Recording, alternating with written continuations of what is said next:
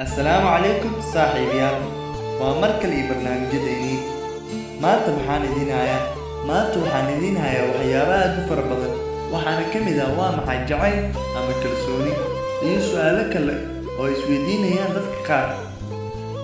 haddaba intaada fiidiyowgayga daawashadiisa u gudagelin waxaan kaa codsanayaa inaad YouTube channelkayga subscribe saarto aadna gambaleelka furto si aad u noqoto daawadaha ugu horeeya. aad iyo aad ayay u mahadsan tahay. haddii lagu weydiiyo oo lagu su'aalo oo lagu dhaho waa maxay jacayl, maxaad ugu jawaabi lahayd? jacayl waa dareen xambaarsan guur xalaal ah iyo wada noolaansho raxmo leh oo aan marnaba la isluugeyn. waa maxay kalsooni?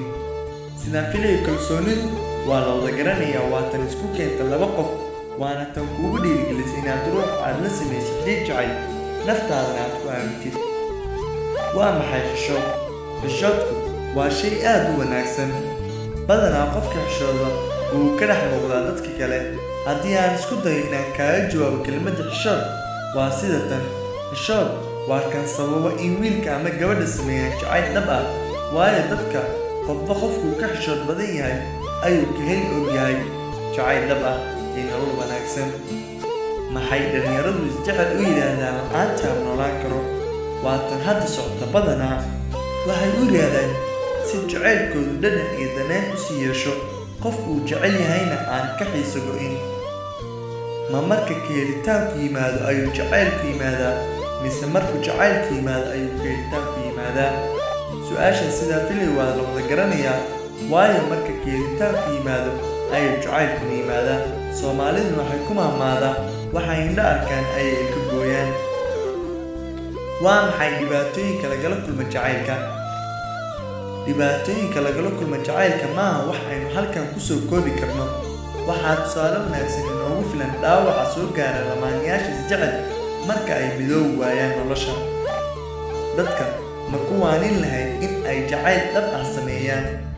waxaan jeclaan lahaa inaad su-aashan ka soo jawaabtaan idinka oo mahadsan, aadna commentiga inoogu reebtaan. maxaa sababa in qofka kale u ilmeeyo haddii uu ka diido jacaylkiisa? waxaa sababa dhaawacii dareen culus oo ka soo gaara qalbiga marka uu ku guuldaraysto jacaylka dhabta ah ee uu u soo bandhigay qofka kale. ma jeclaan lahayd in daawo loo helo jacaylka adiguse maxaad daawo ugu dhigi lahayd haddii laguu keeno qof jacayl haayo?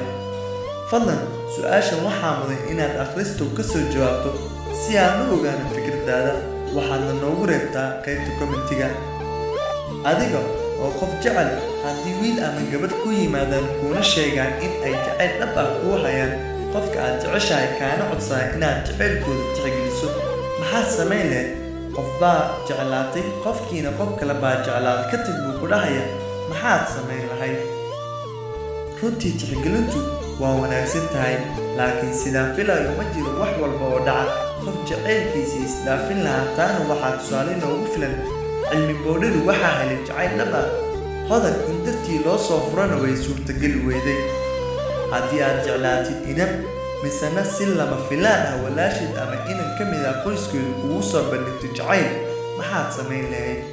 akhristo waxaa habboon inaad noogu soo jawaabto waxaad samayn lahayd haddii taasi kula gudboonaato. haddii aad jeceshahay qofna misna aad ka baqaysid in aad u sheegato jacaylkaaga, maxaad samayn lahayd? ra'yi ahaan anigu waxaan samayn lahaa, waxaan si toos ah ugu sheegan lahaa jacaylkayga qofta aan jeclaaday, aniga oo aan qofna u xilsaarin arrimaha jacaylkayga. qofkii baa toos ugu tegi lahaayo jacaylkaygii baan u sheegan lahaa, qofna uma xilsaari lahayn anigu. weligaa qof ma jeclaatay? muxuuse ku dambeeyey jacaylkaagii haddii aad samaysay? sidoo kale su-aashan adiga xaq u leh in aad ka soo jawaabto. ma rumaysan tahay jacaylka laga sameeyo internet ama telefoon in lagu guulaysto? hadda akhriste jawaabtaas adiga ayaa lagaa rabaa.